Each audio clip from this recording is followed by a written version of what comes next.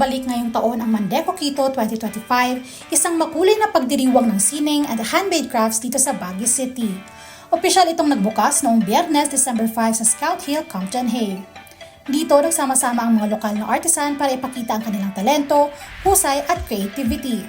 Tampok dito ang iba't ibang handcrafted products tulad ng alahas, pottery, woodcrafts, glass art, accessories at marami pang iba na lahat ay likha ng mga local makers at creative advocates.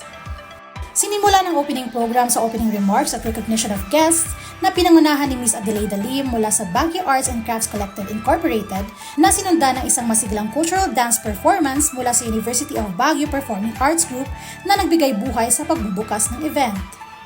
Nagbigay rin ng kanilang mensahe sina DTI CAR Regional Director Attorney Raymond Panhon at John Hay Management Corporation President and CEO Manji Triandi.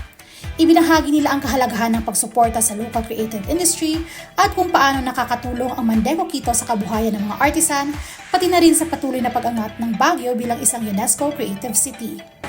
Natutuwa po kami na may mga ganitong event dito sa atin dahil gusto po natin i-promote ang local craftsmen, no? Ang local articrafts, ang local products, gusto po natin magkaroon ng bahay dito sa ating kampo para ma-showcase po natin not only in Baguio but of course for all the tourists that will go here and visit the camp, no?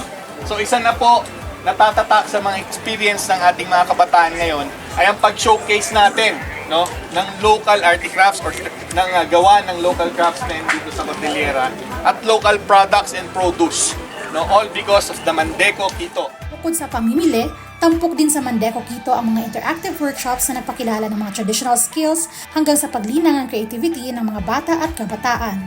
Thank you very much for giving an opportunity for all the artists and artisans of Baguio to highlight the skills, the crafts, the flavors, and I hope po that this will become a continuous tradition. So thank you on behalf of all the merchants. Layunin nitong hindi lang magbenta ng produkto, kundi magbahagi rin ng kaalaman at inspirasyon. Inaanyayahan ng lahat na dumaan, tumuklas at sumuporta sa lokal na likha dito sa Mandeco Quito 2025. Bukas ito tuwing Biyernes hanggang Lunes mula 9 a.m. to 6 p.m. at magtatapos sa December 22.